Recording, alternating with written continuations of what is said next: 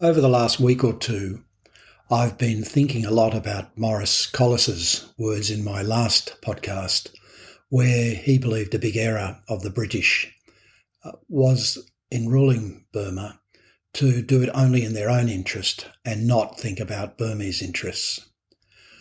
It's also set me thinking whether that was the real reason for why Burma is where it is today, or were there other factors?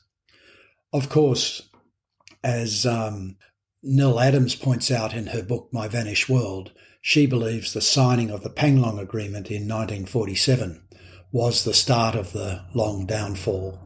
And, of course, another relevant event is in July 1947, not long after the signing of the Panglong Agreement, Aung San was assassinated. But it's probably more complex than that. It involves other issues such as how the British, when they took control, moved King Tibor into exile in India and the effect that had on the Burmese. Some years ago, I wrote a short history of Southeast Asia, which is now in its 6th edition. And I thought that my chapter on Burma or Myanmar might be relevant to refresh our memories as to how we got to where we are today and to see whether there are any other factors that played into the disastrous last multi-decades for the country. But before I start reading the chapter, which I think I'll do over a few podcasts so it's not too long, I thought it relevant to read out a few words that I put at the beginning of the book, and which were, in fact, the catalyst for why the book was written. It was while I was living in Singapore, back I think in the 80s, I read a speech of Kuan, the then Prime Minister, in which he said, "To understand the present and anticipate the future, one must know enough of the past, enough to have a sense of the history of a people." Well, those words struck me. And as I say, it was the reason behind writing the book. But I think those words are absolutely true to the situation in Burma. To understand where the country is now and where it's like to be in the future, we have to go back to the past. So let me start reading from the chapter on Myanmar in the book. And as mentioned, I'll break the chapter into several podcasts so each one is not too long. Thank you. Myanmar, formerly known as Burma, is a unique country in Southeast Asia. For most of the 6 decades since achieving independence in the aftermath of World War II, Myanmar has isolated itself from the outside world. From its pre-war position as a relatively rich agricultural colony and a major exporter of rice, it has slumped to being the poorest nation in Southeast Asia. Mineral rich, in the new century it is dependent on oil imports to keep its shaky economy running. Ruled by a military regime from 1962 to 2015, for 40 years it deliberately isolated itself from the political, social and economic forces that have swept over the rest of Southeast Asia. While in the early 1990s there were signs that economic imperatives and political pressure from both inside and outside the country were at least leading to a more outward-looking economic policies, by the first years of the new century, the Asian economic crisis, continuing unresolved domestic political disputes, and international condemnation by Western governments led to a stagnant economy. And even with the first civilian government taking power early in 2016, significant political, economic and social issues remain to be solved. Myanmar is the most ethnically diverse state in mainland Southeast Asia. The Burmese comprise around 68% of the population of 54 million, but there are more than 100 ethnic groups in the country. The Burmese dominate the alluvial plains and major towns and cities. The hills bordering neighbouring countries of India, Bangladesh, China, Laos and Thailand are populated by ethnic minorities. These peoples have long resisted Burmese domination. The largest of the ethnic minorities are the Shans, the Karyans, and the Arakanese, who are on the Bangladesh border. The multi-ethnic nature of Myanmar and the antipathy between Burmese and the ethnic minorities is one important theme in Myanmar's history. There is strong coincidence between religious adherence and ethnic divisions. The Burmese are predominantly Buddhist, whereas the Karyan and the Shan are predominantly Christian, and the Arakanese are split between Buddhists and Muslims. Buddhism entered Myanmar from India from the 7th century, and along with it came Hindu-Buddhist cosmological ideas. The ethnic Burmese began their migration from southern China in the 9th century, and over the succeeding 1,000 years steadily spread throughout the lowland plains of present-day Myanmar. The Burmese embraced Buddhism. Christianity was introduced during the British rule.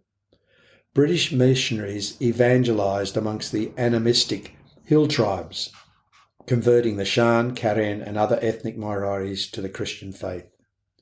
The coincidence of ethnicity and religion has deepened the divisions between the ethnic groups in Myanmar.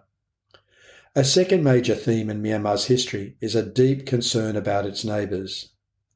The Burmese and the Thais have competed for territory, power and wealth over hundreds of years, resorting to war where necessary and thoroughly distrusting each other in the periods of peace. The Burmese have also ingrained fears of their huge northern neighbour, China, remembering the Mongol conquest at the end of the 13th century, and still fresh memories of the colonial period when Indian migrants dominated the modern sector of the economy. Ruled by an inward-looking elite who are wary of their neighbours, fearful of foreign influences and steeped in distrust of ethnic minorities, Myanmar is a very different country from any other in Southeast Asia. Myanmar's pre-colonial history. The territorial boundaries of Myanmar are the creation of the British colonialism. Prior to British conquest, no indigenous kingdom controlled the territory that now comprises Myanmar. The division between the alluvial plains, that's called the lowlands, and the mountainous regions, the highlands, is central not just to the history of Myanmar, but to the history of all mainland Southeast Asia states. Lowland Myanmar is dominated by the Irrawaddy River and the rich alluvial plain created and recreated by thousands of years of annual monsoonal flooding. The first known kingdoms emerged in the lower Irrawaddy Valley from the 5th century. They were non-Burmese kingdoms, but strongly influenced by Hindu Buddhism ideas. The first major kingdom was founded around 1044 on the banks of the Irrawaddy River at Pagan, north of the present-day capital of Yangon, formerly known as Rangoon. For over 200 years, until the end of the 13th century, the Pagan Empire flourished, at its peak controlling much of the territory of present-day Myanmar. It was a Buddhist kingdom whose temple remains at Pagan attest not only to its great agricultural wealth, but also to its people's knowledge of mathematics, geometry and engineering. The temples of Pagan stretch over a 40 square kilometre zone. Some are as large as medieval European cathedrals, though built a century or more earlier.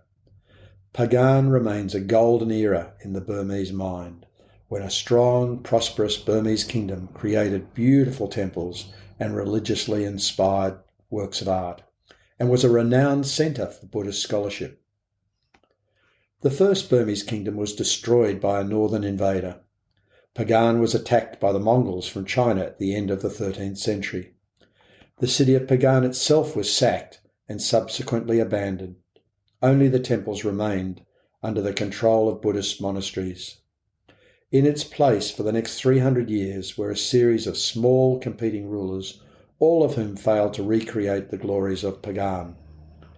In the middle of the 16th century, a new Burmese kingdom emerged at Pegu, near Yangon, and tried to unite the Burmese. It quickly exerted control over much of Lower Burma and north to the Shan states. Once again, the Burmese were divided by a number of small competing kingdoms. In the middle of the 18th century, a new Burmese kingdom emerged at Ava, near Mandalay. It gradually extended its control over much of what is now Myanmar, including conquering the hill states of the Shan people. It became a major regional power, competing with the Thai kingdom of Ayutthaya for territory and people. The Thai-Burmese rivalry was strong and often bitter. In 1767, Ava was strong enough to dispatch an army to Ayutthaya. The capital was sacked, treasures were looted, with many finding a home today in Myanmar's museums. And tens of thousands of Thais were captured and transported back to Myanmar as slaves. The Thai kingdom collapsed to be replaced a few years later by a new kingdom, the Chakri dynasty, which continues in Thailand today, and whose capital was built further south at Bangkok, away from the threat of Burmese attack. At the end of the 18th century, Myanmar was the strongest state in mainland Southeast Asia. The Chakri dynasty in Thailand was in its infancy, recovering from the Burmese destruction of Ayutthaya, and the Vietnamese kingdom was torn by rebellion. The balance changed in the early 19th century. The Thai and Vietnamese kingdoms flourished while the Burmese kingdom declined. The Burmese ruling elite was noticeably more inward-looking than its Thai and Vietnamese counterparts, and less involved in commercial relations with the outside world. As Britain increased its presence in Southeast Asia in the 19th century, the Burmese elite proved less able than the Thais to appreciate the threat posed to them, and therefore less able to adopt strategies to cope with them. I'll stop reading the chapter now, and when I come back in the next podcast, we'll start with the colonial period. Thank you for listening.